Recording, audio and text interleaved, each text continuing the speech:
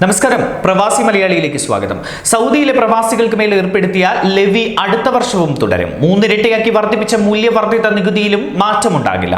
Covid കാരണം budget കമ്മി കുത്തനെ കൂടിയ സാഹചര്യത്തിലാണ് തീരുമാനം. എണ്ണവില ഇടിഞ്ഞതും എണ്ണ ഇതര വരുമാനം കുറഞ്ഞതും സാമ്പത്തിക രംഗത്തെ ബാധിച്ചിട്ടുണ്ട്. ഈ വർഷം പ്രതീക്ഷിക്കുന്ന ബജറ്റ് കമ്മി 298 ബില്യൺ റിയാലാണ്. ഇത് അടുത്ത സാമ്പത്തിക വർഷത്തിൽ കുറയ്ക്കാനാണ് ശ്രമം. 298 നിന്നും 145 ബില്യൺ റിയാലാക്കി ബജറ്റ് കമ്മി കുറയ്ക്കുകയാണ് ലക്ഷ്യം. അടുത്ത വർഷവും കോവിഡ് സൃഷ്ടിച്ച പ്രത്യാഘാതം വരുമാനത്തിലുണ്ടാകും. എണ്ണ വരുമാനം ഇടിഞ്ഞിട്ടുണ്ട്. എണ്ണ ഇതര വരുമാനവും കോവിഡ് കാരണം കുറഞ്ഞു. വരുമാനം വർദ്ധിപ്പിക്കാനാണ് മൂല്യവർദ്ധിത നികുതി അഥവാ വാറ്റ് മൂന്നിരട്ടിയാക്കി വർദ്ധിപ്പിച്ചത്.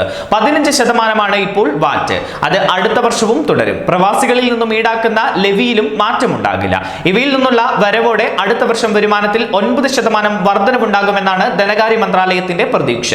എണ്ണയുടെ വില വർദ്ധിക്കുകയും പ്രതിസന്ധി നീങ്ങുകയും ചെയ്താലാകും ലെവി, വാറ്റ് എന്നിവയിൽ ഇനി പുനഃപരിശോധനയ്ക്ക് സാധ്യത. അതേസമയം സൗദിയിൽ വിദേശ നിക്ഷേപങ്ങളിൽ 10% വളർച്ച കൈവരിച്ചതായി റിപ്പോർട്ട്.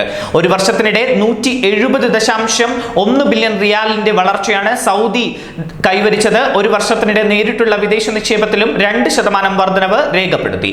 കഴിഞ്ഞ ഒരു വർഷത്തിനിടെ സൗദിയിലെ വിദേശ നിക്ഷേപങ്ങളിൽ 9.9% വളർച്ച രേഖപ്പെടുത്തിയത്. കഴിഞ്ഞ വർഷം രണ്ടാം പാദത്തിൽ $457.3 ബില്യൺ ആയിരുന്നു സൗദിയിലെ വിദേശ നിക്ഷേപം. എന്നാൽ ഈ വർഷത്തെ രണ്ടാം പാദത്തിൽ ഇത് $502.7 ബില്യൺ ആയി ഉയർന്നു. ഈ വർഷത്തിന്റെ ആദ്യ പാദത്തെ അപേക്ഷിച്ചും രണ്ടാം പാദത്തിൽ 5%-ലധികം വർധനവ് രേഖപ്പെടുത്തിയിട്ടുണ്ട്. സൗദിയിലെ വിദേശ നിക്ഷേപങ്ങളിൽ 47.5% നേരിട്ടുള്ള നിക്ഷേപങ്ങളാണ്. ഒരു വർഷത്തിനിടയിൽ നേരിട്ടുള്ള നിക്ഷേപത്തിൽ 2% വർധനവ് രേഖപ്പെടുത്തിയതായും റിപ്പോർട്ടുകൾ വ്യക്തമാക്കുന്നു. ഈ വർഷത്തെ രണ്ടാം പാദത്തിൽ നേരിട്ടുള്ള വിദേശ നിക്ഷേപം 896 ബില്യൺ റിയാലാണ്. എന്നാൽ പോയ വർഷം ഇതേ സമയത്ത് 878.2 ബില്യൺ റിയാലായിരുന്നു. കഴിഞ്ഞ വർഷം വിദേശ നിക്ഷേപങ്ങളിൽ 19.5% വർധനവ് രേഖപ്പെടുത്തിയിരുന്നു.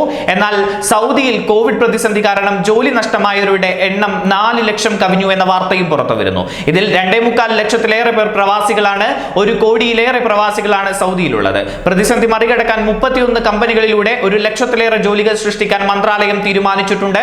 ജോലി നഷ്ടമായവരിൽ 1/2 ലക്ഷത്തിലേറെ പേർ ജോലി രാജിവെച്ചതാണ് എന്നും general authority of statistics report ചൂണ്ടിക്കാട്ടുന്നു. നാട്ടിൽ പോയി കുടുങ്ങിയവരോടക്കം കോവിഡ് സാഹചര്യത്തിൽ രാജിവെക്കാൻ വിവിധ കമ്പനികൾ ആവശ്യപ്പെട്ടിരുന്നു. കോവിഡ് പ്രതിസന്ധി കാരണം 36,000 പേരെയാണ് ടെർമിനേറ്റ് ചെയ്തത്. കോവിഡ് സാഹചര്യത്തിൽ തൊഴിലാളികളെ പിരിച്ചുവിടാൻ ദേശീയ തൊഴിൽ നിയമത്തിൽ നേരത്തെ ഭേദഗതി വരുത്തിയിരുന്നു. കോവിഡ് വ്യാപനം കുറയുന്നതാണ് നിലവിൽ സൗദിയിലെ സാഹചര്യം. എന്നാൽ ഇത് കണക്കുകൂട്ടി വിവിധ കമ്പനികൾ നേരത്തെ താൽക്കാലികമായി പിരിച്ചുവിട്ട ജീവനക്കാരെ തിരിച്ചു വിളിക്കുന്നുണ്ട്. അതേസമയം പ്രതിസന്ധി മറികടക്കാൻ 31 കമ്പനികൾ പൊതു നിക്ഷേപ ഫണ്ടിന് കീഴിൽ രൂപീകരിക്കുന്നുണ്ട്. ഇതുവഴി ലക്ഷത്തിലേറെ തൊഴിലുകൾ സൃഷ്ടിക്കാൻ കഴിയുമെന്നാണ് വിചാരിക്കുന്നത്. ന്യൂസ് ഡെസ്ക് പ്രവാസി മലയാളി.